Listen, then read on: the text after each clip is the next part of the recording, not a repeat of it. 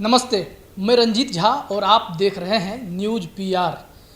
2020 बिहार विधानसभा चुनाव में जीत के बाद बिहार सरकार में नीतीश कुमार की वापसी हो गई और वो फिर एनडीए के साथ मिलकर के सरकार बना लिए। एक साल आज पूरे हो गए हैं, तो ऐसे में लोग भी सोच रहे हैं कि नीतीश सरकार ने खास करके जो भी वादे किए वह पूरे हुए कि नहीं। साथ में भाजपा का अलायंस है, तो भाजपा ने 19 लाख रोजगार का वादा कर दिया। इसके साथ ही साथ जदयू ने भी अपने कुछ वादे किए।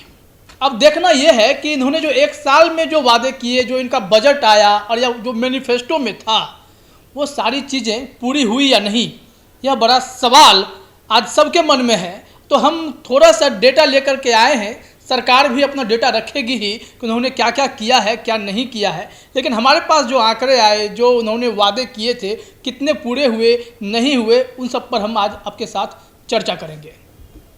सबसे पहले हम लोग जदयू के ही मैनिफेस्टो की बात करते हैं, जो कि उनका जो आया था 7 निश्चय पार्ट 2 का जो एक्सटेंशन बोलें, उसी तरह का कुछ था। तो उस पर हम चर्चा करते हैं, फिर बीजेपी को जोड़ देंगे। उसके बाद धरातल पर क्या है उसका हम जिक्र करते हैं। सबसे पहले जदयू को अगर हम देखें तो जदयू ने सिर्फ युवाओं पर फोकस किया इस बार और महिला पर फोकस किया। बीजेपी ने भी कमोबेश वही किया है। थोड़ा सा नारा के रूप में इनका था, जो इन्होंने कहा युवा शक्ति बिहार की प्रगति, आर्थिक हल युवाओं को बल।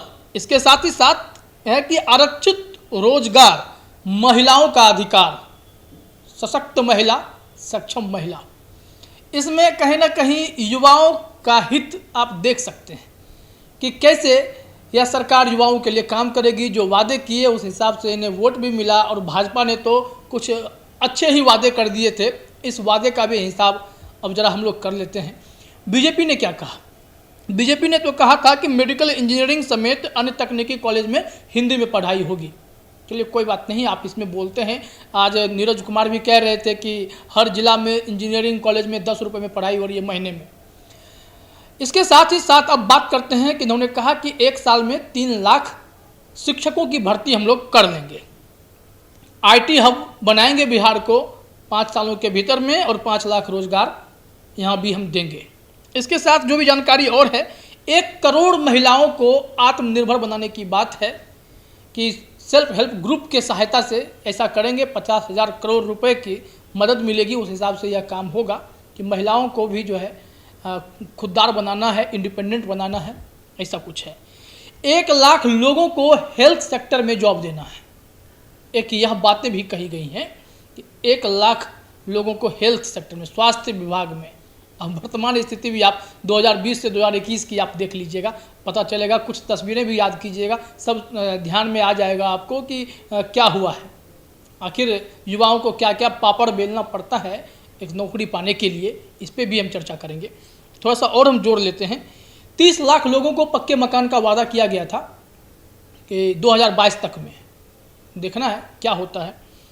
किसान उत्पाद से, यानी कृषि से जुड़े जो भी सेक्टर्स हैं, उसके थ्रू जो पैसा आएगा या उसके थ्रू जो व्यापार होगा, उसमें इन लोगों ने करीब करीब 10 लाख रोजगार की बात की थी। जरा सबको जोड़ते हैं। 3 लाख शिक्षक भर्ती, आप जोड़ते जाइएगा। 5 लाख आईटी हब से, 5 3 8 लाख। 1 लाख हेल्थ विभाग से नौकरी, 9 लाख, और 10 लाख कृषि क्षेत्र से, तो 19 लाख रोजगार ऐसे पूरा था। 19 लाख रोजगार का वादा था बीजेपी का भी, और नीतीश कुमार ने युवाओं को बल देने की बात कही। आज हमारे संवाददाता ने जब नीरज कुमार से यह सवाल पूछा था कि तेजस्वी यादव कह रहे हैं कि 19 लाख रोजगार का क्या हुआ, तो उन्होंने कहा कि नीतीश कुमार ने ऐसा नहीं कहा कि हम 19 लाख रोजगार देंगे। उन्होंने कहा आर्थिक हल युवाओं को बल, युवा शक्ति बिहार को प्रगति। मतलब यह है कि ये रोजगार के अवसर क्रिएट करेंगे। अब आप पर डिपेंड करता है कि आप इस रोजगार को कितना ले पाते हैं, यही बात है। चलिए, ये नीतीश कुमार की बात है, लेकिन जो बड़ी पार्टी आपके सरकार को थामे हुए है, जिसके सहयोग से आप सरकार चला रहे हैं, उन्होंने तो 19 लाख रोजगार की बात कर दी। तो ऐसी परिस्थिति में उस 19 लाख का हिसाब कौन देगा? जो स्वास्थ्य सेक्टर में आपने 1 लाख रोजगार की बात कर दी, या 1 साल में 3 लाख शिक्षकों की भर्ती की बात कर दी, कृषि क्षेत्र से 10 लाख रोजगार की बात कर दी आपने, महिलाओं को आत्मनिर्भर बनाने के लिए आपने कहा कि 1 करोड़ महिलाओं को 5 साल में हम आत्मनिर्भर बनाएंगे। इन सब बिंदुओं पर तो लोग सवाल करेंगे ही। कुछ रिपोर्ट्स भी हैं, CMIE की रिपोर्ट जो हर महीने जारी होती है, साप्ताहिक भी है, हर महीने जारी होती है, उस हिसाब से अगर बिहार की बेरोजगारी दर को देखें तो 13.9% पर है, जो लास्ट हमने अभी वेबसाइट पर देखा 15 नवंबर के आसपास का। अक्टूबर में भी इतना ही है और नवंबर का भी एवरेज अभी इतना ही बताया जा रहा है। 13.9% बेरोजगारी दर है। कुछ राज्यों से बेहतर है, लेकिन स्थिति उतनी भी अच्छी नहीं है।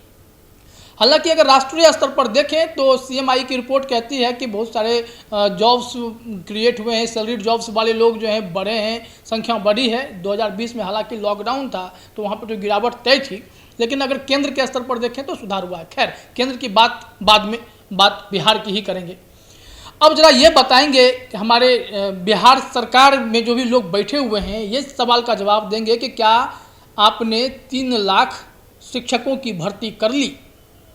सड़कों पर डंडे खा रहे शिक्षक अभ्यर्थी के साथ जो समस्या हो गई है, उनके बहाली में जो रोड़े हैं वो दूर हो गए क्या? कितने साल लगाएंगे? कितना इंतजार करना पड़ेगा? अभी तो हम लोग लगातार खबरें करते हैं, न्यूज़ PR तो लगातार युवाओं की बात करता है, अभ्यर्थियों की बात करता है। तो अभ्यर्थी तो हमारे पास रोते हुए आ रहे हैं, लगातार धरना प्रदर्शन कर रहे हैं कि हमें रोजगार चाहिए। अगर हम क्वालिफाइड हैं, एग्जाम्स देकर के बैठे हुए हैं, अभ्यर्थी जो इंतजार कर रहे हैं कि हमारी ज्वाइनिंग हो जाए, काउंसलिंग हो जाए, उन्हें तो कुछ मिल नहीं रहा है। तो फिर ये 3 लाख शिक्षक भर्ती 1 साल में कैसे पूरा करेंगे? 1 साल तो हो गए। आपकी प्रक्रिया स्लो क्यों है? युवा हमसे कहते हैं कि पंचायत चुनाव होता है, नतीजे तुरंत आ जाते हैं, उपचुनाव होते हैं, नतीजे तुरंत आ जाते हैं। लेकिन हम लोग जब किसी बहाली का इंतजार करते हैं तो एक बहाली की प्रक्रिया इतनी लंबी होती है। अगर BSSC का उदाहरण ले लें तो इससे बड़ा कोई उदाहरण नहीं है। 7-8 साल तो ऐसे ही हो गए, लोग लंबे समय से इंतजार कर रहे हैं। कई ऐसे डिटेल्स मिलते हैं, ड्राइवर भर्ती है तो पता चलता है 10 साल पुराने वाले बैठे हुए हैं। हर एक आयोग में धांधली की बात आती है। तो इससे यह स्पष्ट होता है कि सरकार की मंशा क्या है।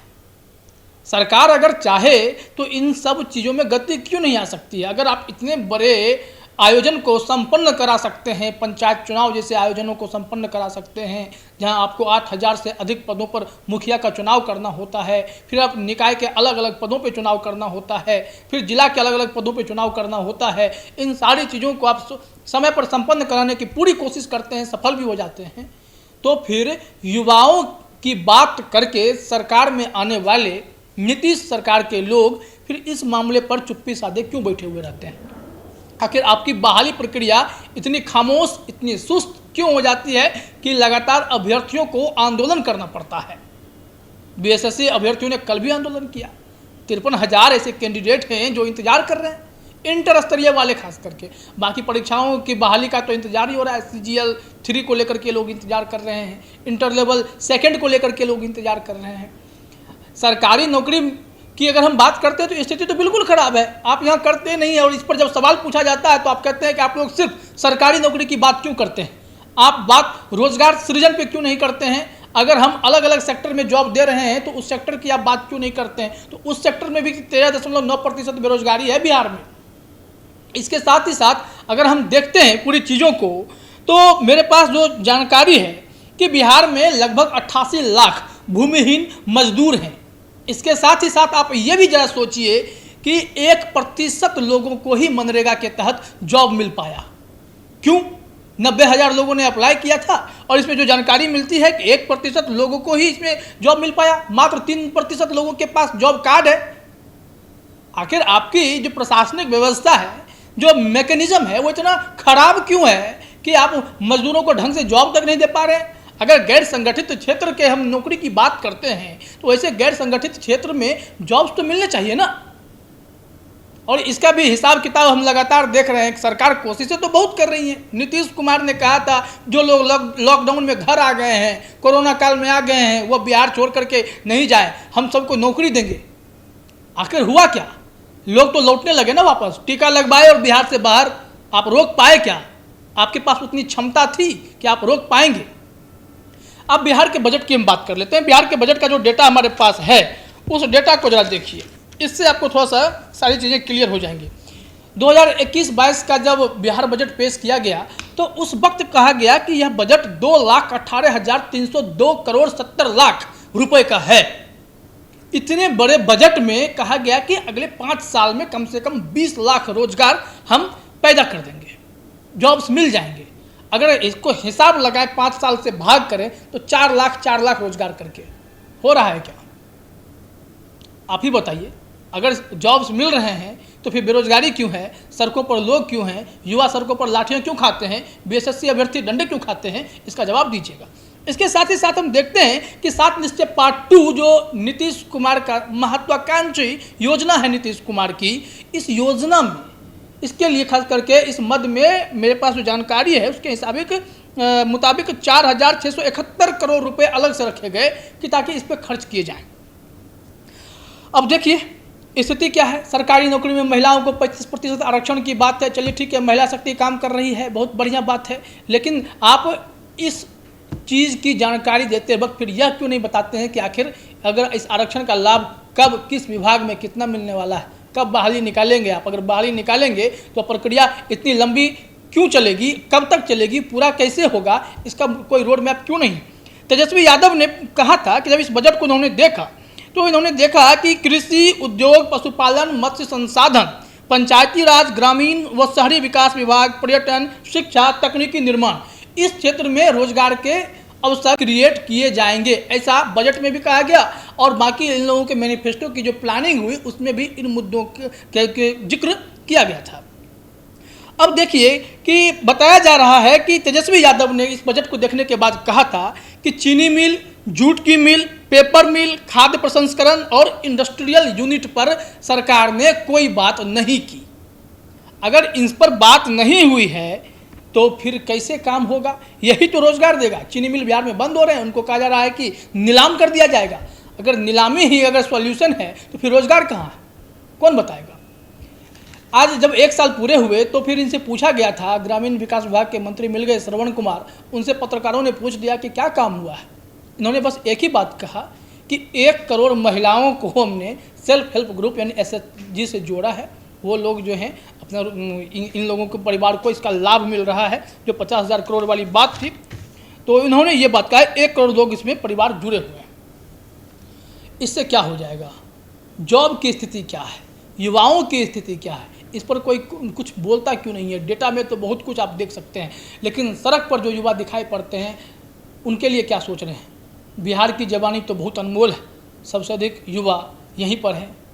अगर बेरोजगारी दर की बात करते हैं तो हालांकि कुछ राज्यों से हम बेहतर हैं, लेकिन स्थिति खराब है। और सरकार ने जो प्लानिंग की थी कि स्वावलंबी बनाने की बात, इनका कहना है कि ऐसा हो गया है कृषि क्षेत्र में, लेकिन 10 लाख रोजगार कहाँ से होगा, इसको लेकर के भी जानकारी नहीं है।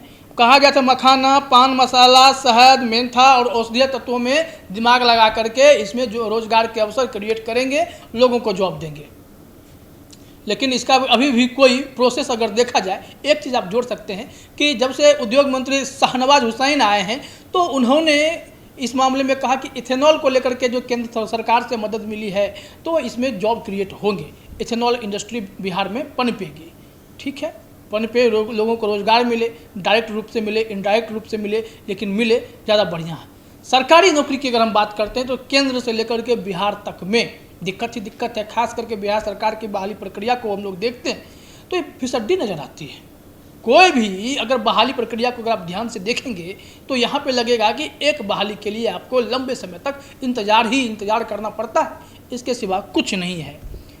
1 साल में 3 लाख शिक्षक भर्ती, हम आपको याद दिला रहे हैं, 1 साल में 3 लाख शिक्षक भर्ती। क्या हुआ इसका? हो रहा है क्या? हमने शुरू में भी कहा, अभी भी कह रहा हूँ कि 3 लाख शिक्षक की भर्ती कब कर लेंगे आप? 1 साल तो बीत गए। अपने वादे से अगर मुकरेंगे तो फिर हिसाब तो जनता मांगेगी ही, और लोग सवाल उठाएंगे तो आपको जो है बुरा भी लगेगा कि सवाल उठा रहे हैं। हालांकि नीतीश कुमार की ओवरऑल अगर चीज़ों को देखें, पीछे 15-16 साल के पूरे इस चीज़ को देखा जाए तो इसमें यह लगता है कि काम तो हुआ है एक स्तर पे। मीठापुर की चर्चा होती है, वहाँ पर एजुकेशन हब बना है, कई सारे कॉलेज यूनिवर्सिटीज़ वहाँ पे लाइन लगी पड़ी है, वहाँ पे खुले हैं, रोड पुल बने हैं, ये बात तो है। लेकिन बात रोजगार पे आकर के सिमट जाती है, बहाली प्रक्रिया पे आकर के सिमट जाती है। न्यूज़ पीआर के लगातार मुहिम के बाद यह विधानसभा का भी मुद्दा बना, सड़क का भी मुद्दा बना कि युवाओं को रोजगार कब, आखिर बिहार के युवा बाहर कब तक जाएंगे, सरकारी नौकरी की तैयारी करेंगे, उम्र ढलेगी तो फिर प्राइवेट नौकरी की तलाश करेंगे, और वो प्राइवेट नौकरी भी 5,000-4,000 रुपये की मिलेगी या नहीं मिलेगी, इसकी कोई गारंटी नज़र नहीं आती है। तो नीतीश सरकार के इस 2020 वाली सरकार के 1 साल पूरे होने के बाद कमोबेश अगर देखा जाए तो इन सारी चीज़ों को देखिए कि जो नीतीश कुमार ने युवाओं में भरोसा दिखाया कि युवाओं के सहारे हम सत्ता में आएंगे, और बीजेपी ने भी यही कहा आईटी हब बना देंगे, बिहार को इतना डेवलप कर देंगे कि बिहार बिल्कुल पुष्पम प्रिया चौधरी के सपनों जैसा बिहार हो जाएगा। तो अगर ऐसा लगता है आईटी हब बनाने की बात से, तो मैं वही कह सकता हूँ, लेकिन ऐसा कुछ दिखाई नहीं पड़ता है। 1 साल में 19 लाख, मैंने बीजेपी का जो आपको हिसाब जुड़वाया, एक बार फिर से जोड़ लीजिएगा, 3 लाख शिक्षक, 1 लाख स्वास्थ्य विभाग में नौकरियां, 4 लाख, 10 लाख कृषि क्षेत्र से जुड़े जितने भी मैंने व्यवसाय बताए, मखाना, पान मसाला, ये सब से जोड़ करके उसमें से 10 लाख, तो ये 14 लाख होता है। और फिर 5 लाख रोजगार जो हमारे पास डेटा है उसके हिसाब से आईटी हब में, तो ये टोटल मिलाकर के 19 लाख रोजगार बनता है।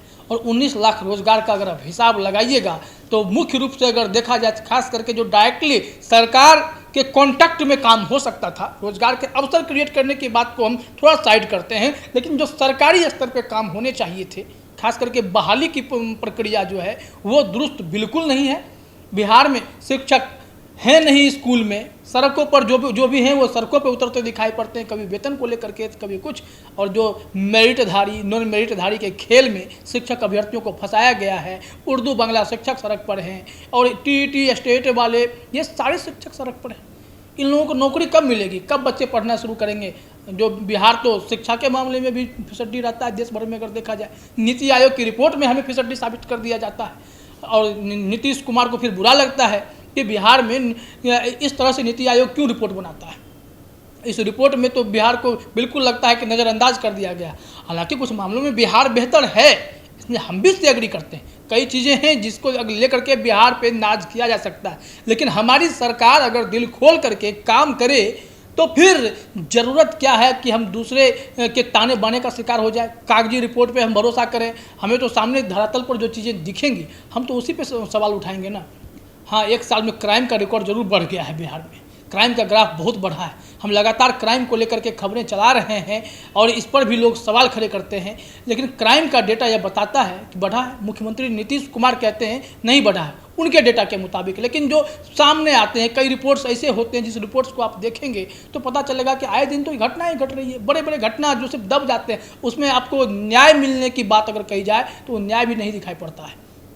समस्या तो है, लेकिन यह टॉपिक आज का रोजगार से जुड़ा हुआ था, युवाओं की बात थी, तो नीतीश कुमार भी युवाओं की बात कर रहे थे।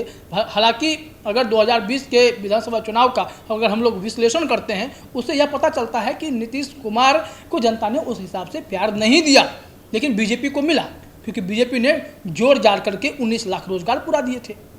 तेजस्वी के 10 लाख रोजगार पर भारी पड़ गया था 19 लाख का रोजगार, और सरकार बन गई एनडीए की।